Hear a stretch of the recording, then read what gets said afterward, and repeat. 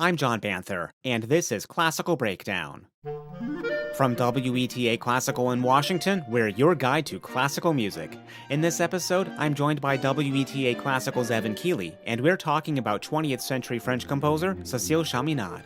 She found enormous popularity in the United States and England with her piano miniatures and songs, but she also wrote for the orchestra and the stage, so we explore her musical characteristics and how she found her own success. Plus, stay with us to the end to hear a recording of Chaminade herself at the piano. Let's start this episode, Evan, with a quote from Chaminade herself that appeared in a Washington Post interview she did well over a century ago. She said, "I do not believe that the few women who have achieved greatness in creative work are the exception, but I think that life has been hard on women. It has not given them opportunity. It has not made them convincing. A woman has not been considered a working force in the world, and the work that her sex and conditions impose upon her has not been so adjusted as to give her a little fuller scope for the development of her best self. She has been handicapped, and only the few through force of circumstances or inherent strength have been able to get the better of that handicap. There is no sex in art. Genius is an independent quality. The woman of the future, with her broader outlook, her greater opportunities, will go far, I believe, in creative work of every description." Now, Evan, that is quite a quote to have from a composer in a major newspaper in the Washington Post, and it says so much, doesn't it? Well, and we see these conflicts and paradoxes throughout her life, as we'll discover in this conversation. Yes, and that quote and several others we'll be mentioning were compiled in a biography on Chaminade by Marcia Citron. It's from 1988. And stay with us to the end because we'll hear an actual recording of Cécile Chaminade at the piano. But Evan, start us off here. Where and when was Chaminade born? What was it like in her early life? John, Cécile Louise Stéphanie Chaminade was born in Paris on the 8th day of August in 1857. Her parents were enthusiastic amateur musicians. Her father worked for a major insurance firm, and the family was rather affluent.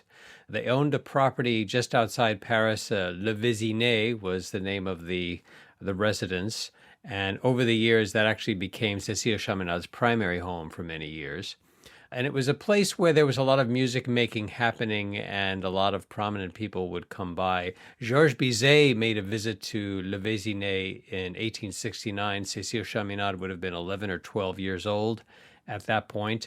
And she got to play for him and they got to talk a bit. And he was quite impressed with her musicianship. So you can imagine the effect this had on this child, this girl, meeting this composer who is 1869 in the final half dozen years of his life.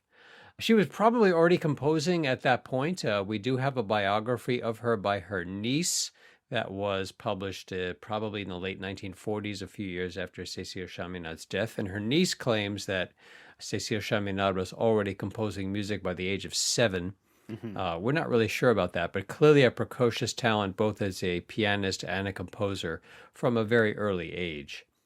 And then in the late 1860s, she got to meet Félix Lecoupé, who was an instructor at the Paris Conservatory. He was also very impressed with her. He actually wanted her to enroll at the conservatory, but her father felt that this was not an appropriate thing for a young lady to be doing. She did, however, get private lessons with Le Coupé instead, as well as others, including probably Benjamin Godard, another French composer of the late 19th century. Not really clear exactly what their relationship was or how much they interacted, but certainly he's an influence on her as well. There's even evidence she met Franz Liszt at some point in the late 1860s, and he was also impressed with her playing and her musicianship. So clearly this is someone who, a very early age, child prodigy is not an inappropriate way to describe her. Very dedicated, very talented, and clearly willing to showcase herself both as a performer, as a pianist specifically, and as a composer. 17 years old, she was among those who were at the disastrous first performance of Georges Bizet's Carmen at the Opéra Comique Opera House in Paris in March of 1875. And over the years, she remained a defender and admirer of Bizet's music. And there was I think, a lot of bitterness on her part about how Bizet had been treated by Mhm. the musical establishment. It's so interesting to see. Well, I can only imagine composers like Bizet and Liszt coming over and hearing her play and say, she's amazing. Is she going to the conservatory? What is she? Is she going to? She needs lessons. She needs something because there is something here, not just one, but two major composers. And we see also the paradoxes in her upbringing. Hmm. Clearly, her family is encouraging her musicianship to some extent. Someone taught her to play the piano, she's composing music. And early on in life, as a teenager, she starts giving these recitals at this home, Le Vésinet, their family home outside of Paris. It's a kind of a musical salon where these, like we said, these famous people are showing up from time to time. And she's giving these recitals of mostly her own music at these performances. These are among probably her first appearances among people outside of the family. And that becomes a template for her whole life. She does this throughout her career, touring around. We're going to be talking more about this, John, touring around the world, performing her own music and developing a following among people who admire and appreciate her. And that starts early on. And yet her father quite insistent that she not enroll in the conservatory. So we see these contradictions in the way in which she grows up and in the environment in which her musicianship and as a composer and a performer is being nurtured. So let's take a look at some of her early music, one of which was composed before one of those recitals you mentioned. Maybe it was played on it. This is really her Opus 1A. The Opus 1 itself, I think it's lost, we don't have it, but 1A we do, and there's a recording of it, her Etude Printanière, or Premier Etude.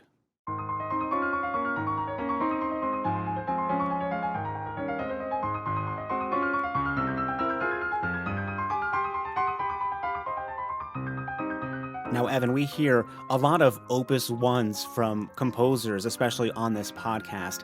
And that one, it reminds me of many others. It's simple, it's charming, a definite study of chord progressions and arpeggios. But really, more importantly, and like some of the other Opus 1s, it goes straight to the heart. There's something about it and it grabs you. There's just some kind of a it factor, even in something just like that. And maybe that's what Bizet and Liszt were picking up on, hearing her play even much younger than this. One of the things about Chaminade's development as a composer that's interesting is that she develops the fundamental characteristics of her style early on, Hmm. and they don't really change through the course of her life as a composer. You look at a composer like Brahms or Johann Sebastian Bach, starting off the early works and the late works, there's not always a huge difference. Contrast that with a composer like Beethoven, for example, very different Hmm. compositions early in life versus late in life. So even in this Etude Printanière, this very first piece, you already hear the characteristics of her style. Like you said, John, the chord progressions, the mastery of harmony, and there's this lyrical quality. We'll be exploring this through the episode. This kind of singing quality in so much of her music, even a lot of it which isn't vocal music, like this piece, for example, has a kind of singing, this cantabile lyrical quality. Cantabulate, that singing quality, that's absolutely what I think we'll really hear in her music.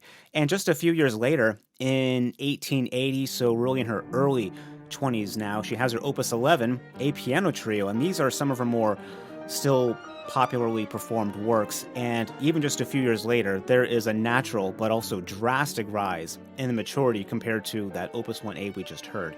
The opening to this, it's just, it's arresting, and really it's just fun to listen to. There's always something happening. You're always being carried forward. It's just a joy to listen to, and we should be listening to this more often. Now, as you said, this would be indicative of the style she would carry through her career, and many artists have that. Some artists will paint one scene or one type of object thousands of times over their career, even just numbers, even. And some go with the times and are constantly changing. What strikes me about this piano trio and her style is that There's just three musicians here playing, and it sounds so full, so colorful, and so imaginative. And I think for me, that's a hallmark of a truly great composer, being able to write something that sounds larger than its parts, especially when there's just two people playing. There's no lack of foundation. The bottom doesn't drop out. You don't feel like something's missing. And that comes from her being able to write so idiomatically for all of these instruments. And the effervescent and I think already pointillistic sound in the piano is coming through here. She really does have a gift for ensemble composing, John. I really Yes. agree with what you're saying. One of the things that's interesting about that, too, with this piece and other works, she writes a huge number of smaller pieces. A lot of her music is works for solo piano or works for voice and piano, in terms of the sheer number of compositions that she creates through the course of her life. To some extent, I think this piece, the Opus 11 piano trio, is maybe more in the realm of what we might call composer's music, composer writing for herself. A lot of the pieces that she writes are very short, they're very accessible. Not to say anything in derogation of these wonderful works, but this is a much more expansive, a much more, dare I say, complex piece. And she's clearly quite in her element there, as well as she is in the piano miniatures, for which she's also so well remembered. Yes. Speaking of the miniatures you were just talking about, that Serenade Opus 29, for me, is a clear example of a lot of the things we've been talking about. The cantabile style that you're talking about, the singing, there's no words. This is just piano, but this sounds like a song.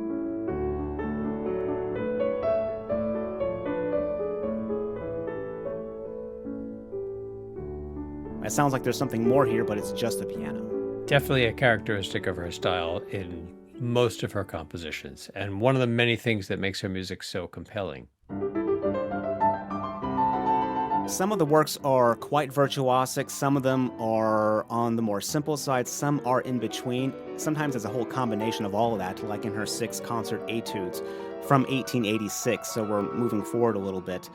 I think one of these, her second one, Autumn, was, I think, one of her most popular ones. I mean, this is just more music from her I wish we could hear even more often.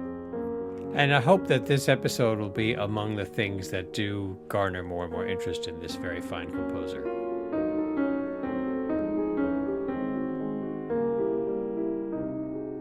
So far, we've learned and we know she's a great musician, she's a great composer, she received great private instruction from the Paris Conservatory, she's having some of these concerts at La Vézinée.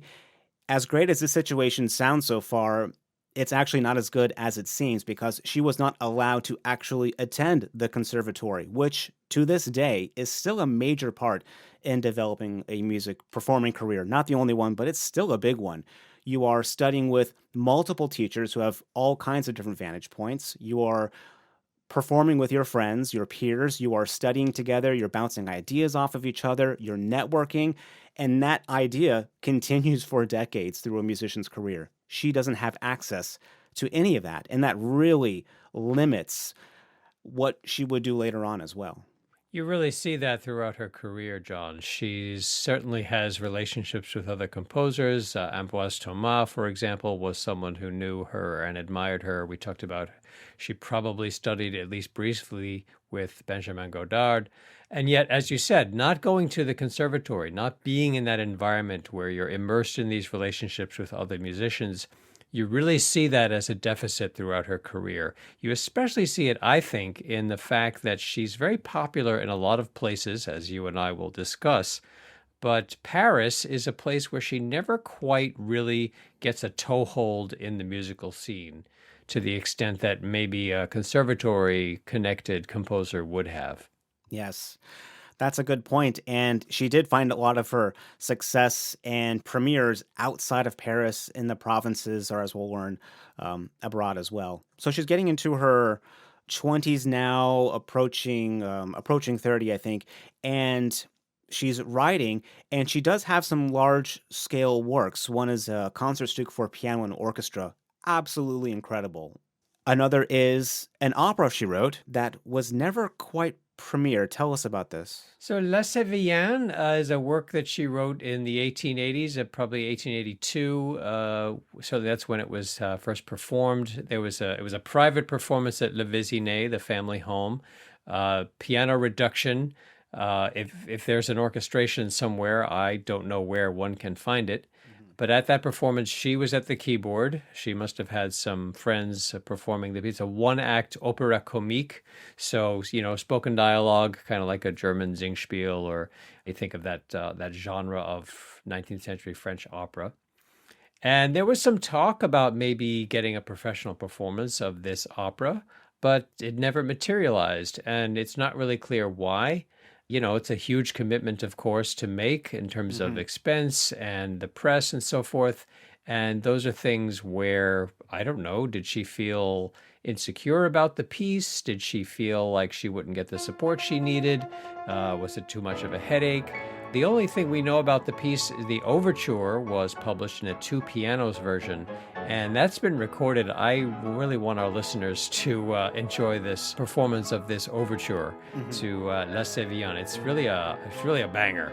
I love this music, and it's yet another instance of this 19th century French fascination with all things Spanish, Bizet's Carmen being the most obvious example. She's able to draw upon that aesthetic. And again, it's easy for that to be this kind of hackneyed, let's have a couple of rhythms here that sound Spanish. But she actually creates this really delightful and exciting music through that aesthetic. And I really would love to hear a full performance of this opera, but I don't know that that's even possible at this point, which seems like a shame. There's an interview she did many years later. She talks about some other opera that never materialized, and you almost get the sense that she forgets about this early opera. Yeah. And I'm not sure what's going on with that. Either way, it is a shame. And unfortunately, there's some details that we might know, but Chaminade herself requested that her diary, her journals, that be destroyed after she died. And so thankfully that was done according to her wishes, but that also means there's all kinds of details we don't have. And unfortunately, no recording of this opera. Yeah. 1887, she is like 30 now, and this is when things take a turn, unfortunately, with the death of her father. And that put them in a very unfortunate financial position. I believe they had to sell their home in Paris. So now they're in Le Vésinet, I think, full time. And she has to turn to smaller compositions, things like song and those piano miniatures to make money. She can write those more quickly, and she can get those published, and people will play them, as opposed to trying to put on a production of an opera that will require 100 people. So she has to make that turn to help the family survive financially. Right. And these short piano works in this era, this is the 1880s, of course, very marketable kind of a genre of sheet music, very popular. And she, I think, had a real gift for being able to speak to that. Maybe it sounds crass to say it this way, but I don't mean it that way. She was able to really connect with that market. She was able to create music that would be popular, that people would enjoy, and she doesn't sacrifice a really high-level aesthetic in doing so, in my opinion.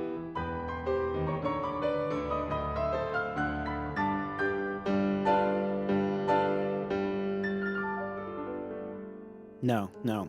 She has a difficult time in Paris for a lot of the, you can expect with either patriarchy, misogyny, and everything tied up deeply in the music world as well. She starts to get really popular outside of Paris in a place like London. Very popular, in part, I think, because of the savvy nature with publishing that you just mentioned. They are loving her music there. She goes there, I think it's 1892, and she makes yearly visits there, I think almost every year for a decade, and then very frequently until the 1920s. And they loved her there. She was playing, especially the songs. They loved the songs. Queen Victoria admired her. She had Chaminade out to Windsor Castle. She received a Jubilee Medal from Queen Victoria. And then even at the Queen's funeral, a work of Chaminade's was played, an organ prelude. Exactly. So you see this phenomenon throughout her career where the proverbial prophet who can't be a prophet in her own country. Paris is her hometown. That's the one place where she seems to have the most difficulty really making connections with the press and with the concert scene and with other musicians. Other places in France, she's quite popular. And you see this, these trips to London where she's very much appreciated. Yes.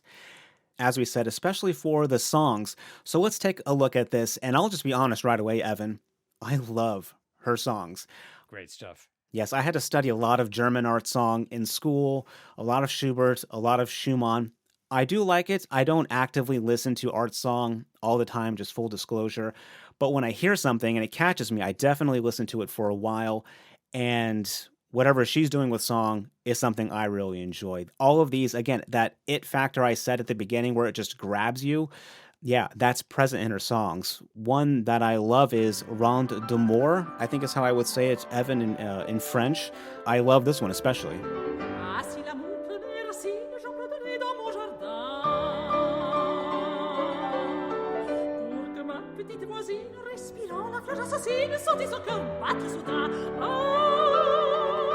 I love it. For me, it just grabs me right away.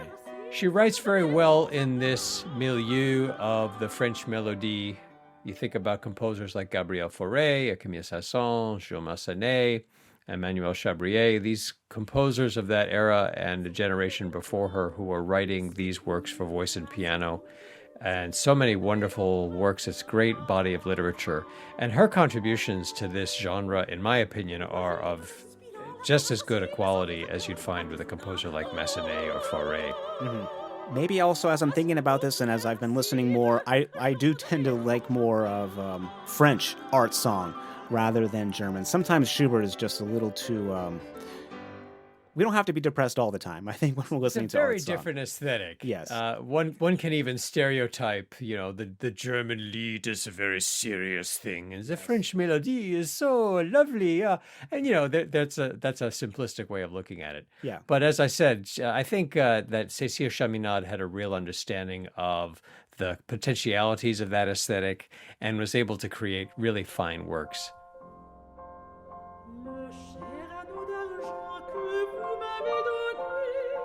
One song that was, or melody, I should say, that was one of her most popular, I think, was L'Anneau d'Argent. This is from 1891.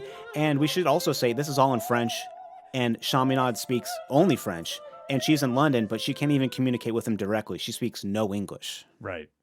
This is a beautiful song. We'll also have these in a playlist with other works of hers on the show notes page at classicalbreakdown.org. But as we said, there's a lot of stuff that's missing that's not been recorded.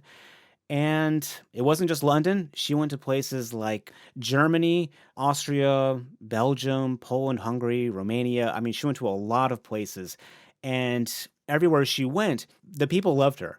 That's one of the most important things. She was really loved by the people who would go to her concerts. But with critics, it wasn't always that way. They tried to deride her music as feminine, whatever that means, and it's only worthy of the salon music as part of a domestic life as a woman. All kinds of unfortunate things start to get pushed against her. Her appearance is written about a lot, especially I think in Germany, how she dares to be single, all kinds of things that she has to put up with. And this phrase salon music, I think, is worth exploring a little more deeply. The word salon in the 19th century tended to imply a group of intellectuals and high achievers coming together to share their ideas. And as you get into the late 19th and into the 20th centuries, it takes on this pejorative kind of tone.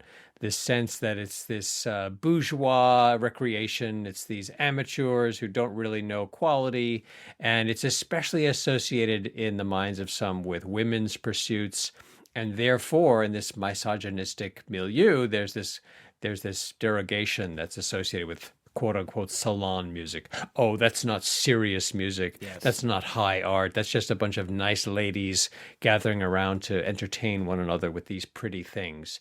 So when we hear critics calling her music salon music, I think that a lot of them are evoking that very same set of attitudes. And it's really a handicap that she struggles with professionally through her whole career, trying to be seen as someone to be taken seriously, trying to be seen as someone who's creating art that is worthwhile. And there's this misogyny that's pervasive in these responses to her that we see, especially in the press. And it's contrasted, as you said, John, with the fact that she's traveling. She goes as far as Greece and Turkey in her tour, and she's greatly appreciated wherever she goes by audiences. Yes. And we're going to get into a little bit more on this right after this.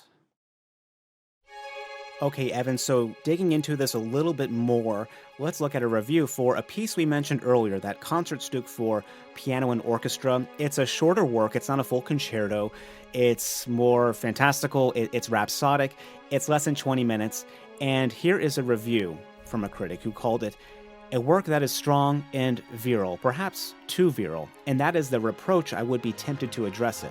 For me, I almost regretted not having found further those qualities of grace and gentleness that reside in the nature of women, the secrets of which she possesses to such a degree. This is almost a mild one to one we'll read in a second, but using, of course, her gender against her, darn if you do, darn if you don't, you're never going to win kind of thing. Yes, how dare she write something that's not this dainty, feminine, passive kind of thing? It gets worse. A New York Evening Post critic wrote after a Carnegie Hall concert, her music has a certain feminine daintiness and grace, but it is amazingly superficial and wanting in variety. But on the whole, this concert confirmed that the conviction held by many that while women may someday vote, they will never learn to compose anything worthwhile. That is, it's almost insane to read that actually in print, and this was after a Carnegie Hall concert that she gave. Obviously, it's disgusting and it's not true, and this is what she would have to deal with. And I think it tells us, Evan, that they were afraid. They're afraid of her actually upsetting the patriarchy, the status quo. Yes. They were threatened. You don't write about the anthill in your backyard. You're not afraid of that. It's an obnoxious comment, but as you said, John, it's sort of prophetic. This is 1908. So women may vote someday, but they'll never compose music that's worthwhile. Well, 1908, women got the vote in this country in 1920. So, I think this critic could see which way the wind was blowing. And there's as you said, John, there's an air of fear about what these critics are saying. They're trying to shut her up because there's a power that's coming from her and other women in this era that some people seem to find threatening. Yes. So we can say some positive things about this piece, but maybe not too much, because as I've been listening to this, I think I actually may do an actual episode on this piece itself, but I don't see a single reason why this isn't programmed as much as any other similar type of piece, even today, I mean. I'd love to see more ensembles performing this music. It's a wonderful work, but a very original kind of piece. The extent to which this is also composer's music, as I was talking about with the piano trio, is a question in my mind. One of the things I find interesting about the piece is its title. Why does she give it a German title, Concertstück? Why doesn't she call it Morceau de Concert, a pièce de concert? Why not a French title? Is she trying to evoke a more Germanic aesthetic? Is she trying to... I'm not sure what she's trying to do with the title. I'm not sure either whether it's a seriousness type of thing or a localization type of thing, but it is interesting, and it's something that I guess we just won't know. Another work she wrote for orchestra was a ballet symphony, and I think it's called Kalirhu. I don't know if that's exactly how it's pronounced. This went unpublished, but a suite was published. And again, this is another work like the Concertstück that really should be played. I listened to it and I don't find any convincing reason why it wouldn't be played. Kaliroe, I think is how I'd pronounce it. I'm not sure if that's correct. It's evoking a story from Greek mythology. And that was, of course, a popular set of themes in that era. And yeah, this is another piece that you really should get more attention. It was a huge success in its performance in Marseille when it was first performed, and got performed quite a bit over the following 20 years. And then where did it go? I would really like to see a revival of this music. Yes. And there is another work that included orchestra that is one that I think many listeners might recognize if they listen to WETA Classical, her Concertino for Flute and Orchestra. Every flute player knows this as well, so much that it's just called for them the Chaminade. That's what a lot of musicians do for these pieces. And it would keep her name alive through the next century, really in just this one aspect. And this is an extraordinary work. I love it, and we do play it on WETA Classical, but one that especially kept her name alive. And it's, again, a wonderful example of a lot of the characteristics of her style. There's that singing quality, those memorable melodies, which are beautiful without being shallow. Ya da da da da, ya da da da, da da da da. Everybody hears this piece, and it's just so appealing. And yet it's a very elegant and really sophisticated piece of music. Also quite a difficult thing to compose. This was her one commission from the Paris Conservatory. They wanted a competition piece. So it's a very virtuosic flute part. And it's very easy, first of all, to write badly for an instrument that you don't play. I don't think she was a flute player, even on an amateur level. No. Clearly knows how to write for the instrument. And it's also quite easy to write something that's just rather shallow, very showy, very pyrotechnic, and yet not really all that interesting. And she doesn't fall into that trap either. It is a very virtuosic flute solo in this piece, but it never takes on, to me, it never takes on this air of just, a lot of fast notes for the sake of it. It's really very appealing. The musical structure of the piece really works. It really carries you along. It has a wonderful beginning, middle, end kind of progression to it. And the flute writing is virtuosic, but it's also just very appealing to listen to. It's a really great piece, and I'm really glad that we play it on WETA Classical as we do. Hopefully we'll play more of her music in the years to come. Looking now at her life as she is in her 40s, she does get married, doesn't she? But it is on her terms to, if I can pronounce it correctly, Louis Mathieu Carbonel. This is in August 1901. He was 20 years older than her, apparently an older friend of hers, and she dictated the terms of this marriage. They would live separately. They would not be living together. He could, from time to time, visit her and travel with her on a tour, and there would be no physical aspect to this relationship. So really interesting there, presumably maybe for societal reasons doing this marriage. It's really a fascinating puzzle why she enters into this relationship. I get a strong sense that they care about one another very much, that they appreciate and support one another professionally and personally. But why get married? It's not really clear. If she's trying to fit into a social expectation, why have such an unconventional marriage? So, as you said, John, she's doing this on her own terms. Cécile Chaminade is in some ways a kind of a conservative person. She's definitely iconoclastic in many ways, and yet in some other ways, she's a very private person. She doesn't abrasively sort of thrust herself into situations where she might be unwelcome, but she does take a lot of risks. So this marriage is yet another puzzle in her fascinating personality, and to me, raises more questions than it answers. Her husband would become terminally ill in 1903. He died in 1907, and she did take care of him during those years, which did mean she was composing less. And after his death, in an interview with the Washington Post, here's what she said regarding marriage. She said, "Marriage must adapt itself to one's career. With a man, it is all arranged and expected. If the woman is the artist, it upsets the standards, the conventions, the usual arrangements, and usually it ruins the woman's art. I feel that it is difficult to reconcile the domestic life with the artistic. A woman should choose one or the other. She must have freedom, not restraint. She must receive aid, not selfish, jealous exactions and complaints.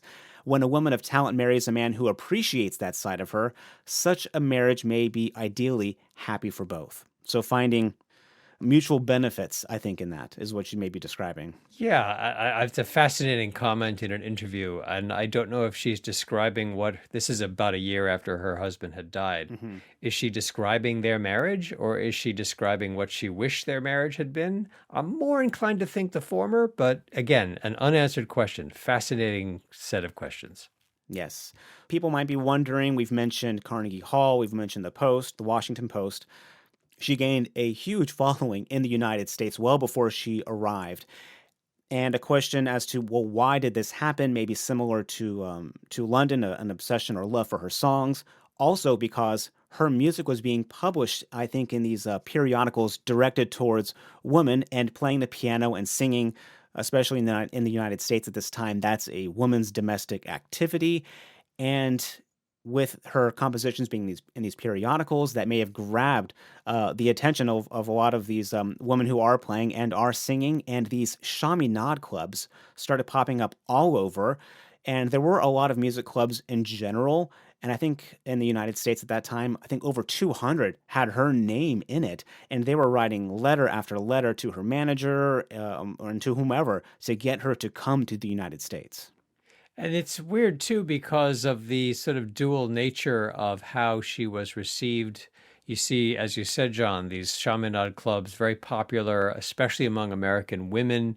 And yet, even in those situations, in the press in the United States, just as she had bad press in Europe and so forth, she's starting a tour in the United States, and some critic writes about her as she's on her way to the United States. And she said that this critic writes, only a favored few will be able to hear her play because she has refused to appear in public. Her performances will all be given at the musical recitals of multimillionaires. Chaminade's excuse is that physically she's not strong enough to endure the fatigue of a concert season. Now, I don't know why this critic would have written this about her when, in fact, that is not what she did. No. Was this just a brazen lie, or was the person, genuinely misinformed? But again, this is yet another example of the ways in which the organs, the instruments of societal expectations are aligned against her, and how she's nevertheless able to overcome that.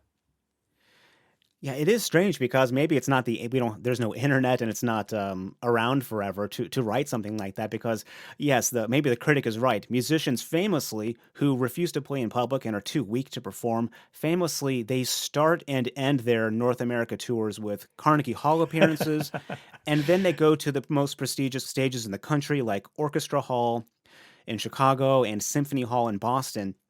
And actually, I did not know she had played in Boston, because when I read that, it grabbed me because I'm actually holding it right now. I have a piece of the original flooring from Boston Symphony Hall from 1900. They replaced it in 2006, I think. And I have a piece of the original flooring, and I'm hoping this might be a piece that she actually stepped on herself.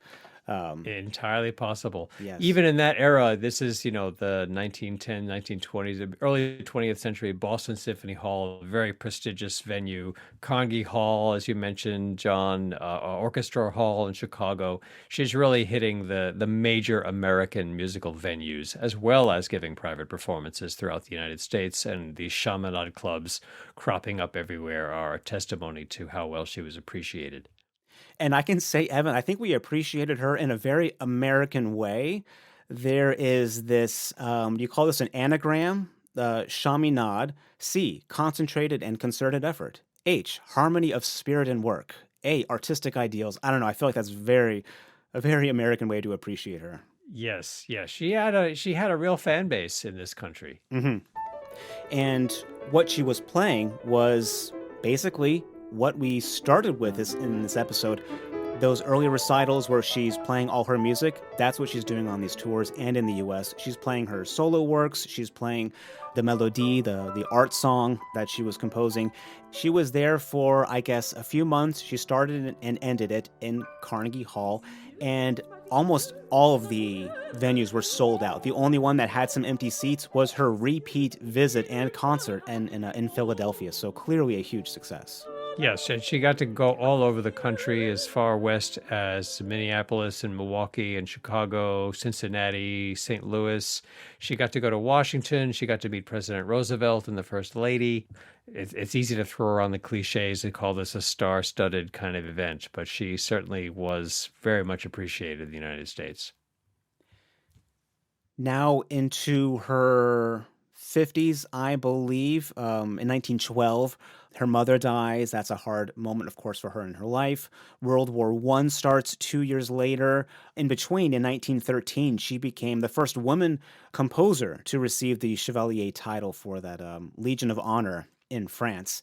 And about this time, Evan, it seems like with the end of World War I, as she's approaching her 60s now, she writes very little, if at all, for the rest of her life, right? She retires, and she's slowly herself even mentioning feeling like she's falling into obscurity, being gone and forgotten. Yeah, during the First World War, she dedicated her time to caring for soldiers in a convalescent home. She retires to the French Riviera. She's really not composing or performing or touring at this point. She's got more and more health problems. She's got a real difficult situation with her foot. And as you said, John, she's really feeling like people are starting to forget her. Yes. But in 1942, she received a very nice letter from her American friend, Irving Schwerke, who was a musician and a critic, and is someone who was also very supportive of George Walker, as we learned in an episode. She replied, writing, "I just received your exquisite letter, which was for me a great joy and comfort. I see that you haven't been forgetting your musical friends, and they're deeply grateful. Not to be forgotten, to live in the heart and memory of those who understand you, that is the supreme consolation for an artist. Thanks to all who remember." And then 2 years later, in 1944, she would die. But what a way to, just reading the words that she writes, really confirms the kind of artist that she was, to live in the heart and memory of those who understand you. That is the consolation as an artist. And that's just really just fantastic to read from her. And I think she's now being revivified in the hearts and minds of those who understand her. And it's gratifying to see more and more attention being given to her music, more and more performances. I hope this episode, as I said, will be part of that because she really wrote music that is worth remembering. Yes. And we'll have some more information and everything on the show notes page. But maybe we can give Chaminade herself the last word. Here she is in an actual recording from 1901, playing the Courante from her Three Ancient Dances, Opus 95.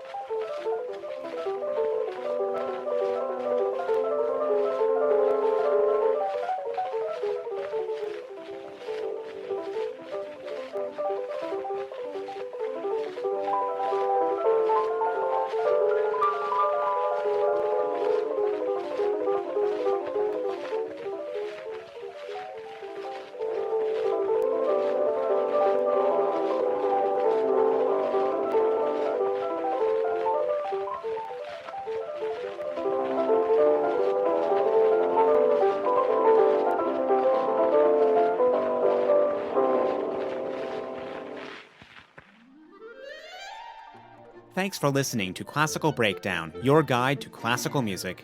For more information on this episode, visit the show notes page at classicalbreakdown.org.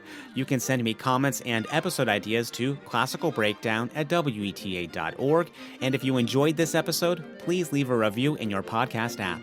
I'm John Banther. Thanks for listening to Classical Breakdown from WETA Classical.